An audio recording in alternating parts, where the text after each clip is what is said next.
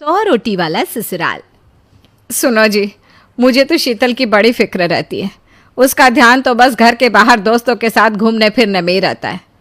उसे कुछ बोलो तो एक नहीं सुनती। मैं तो कहती हूँ इसकी जल्दी शादी वादी करवा दो, वरना लड़की हाथ से निकल जाएगी। तुमसे ज़्यादा चिंता है मुझे शीतल की शादी की। कल ही वो रामपुर वाले मौसा जी को फ़ोन भी किया था।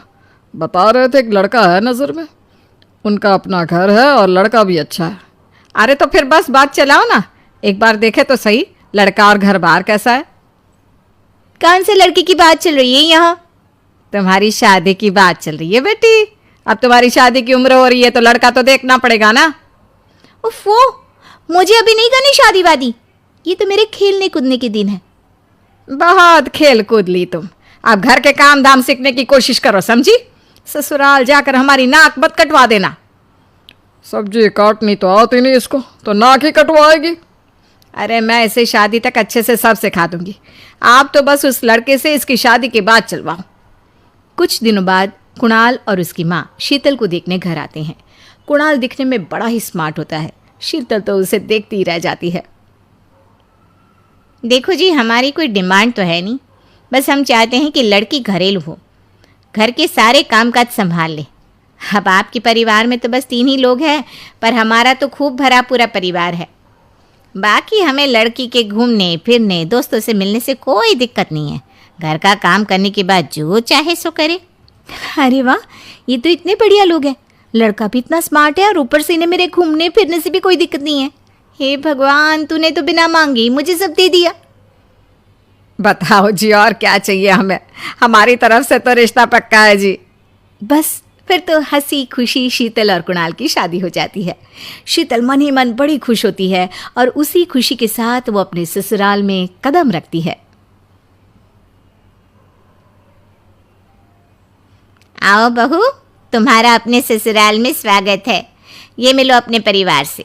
ये तुम्हारे ससुर जी, तुम्हारी ननद सुनीता और गीता, सुनीता के पति राजेश और उनके 2 बच्चे राजू और चिंटू। ये ना हमारे साथ यहीं रहते हैं। ये तुम्हारी दादी सास है और बाकी लोग अभी बाहर गए हुए हैं। इतने सारे लोग, ये सब यहीं रहते हैं इस घर में? अरे अभी तो मेरे देवर देवरानी और उनके 3 बच्चे यहाँ नहीं है।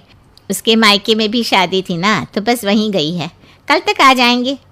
हे भगवान, ये घर है या धर्मशाला? ये सब एक साथ इस घर में कैसे रहते हैं? मुझे तो पता ही नहीं था इनका इतना बड़ा परिवार है। अब समझी कि कोई डिमांड क्यों नहीं की इन्होंने। ये सब चाल चले मेरे साथ। अरे बहू, खड़े खड़े क्या सोच रही हो? चलो अपने कमरे में जाकर आराम करो। जी माँ जी।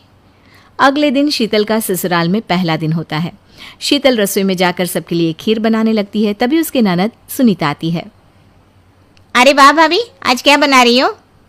बस दीदी, आज वो पहली रसोई है ना, तो खीर बना रही थी।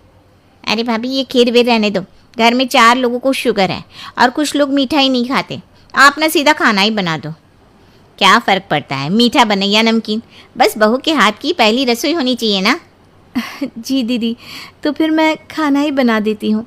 आप बता दो खाने में क्या बनेगा? बस सिंपल सी कोई सब्जी बना दो, जैसे आलू गोभी या आलू मटर, और उसके साथ रोटियां सेक दो।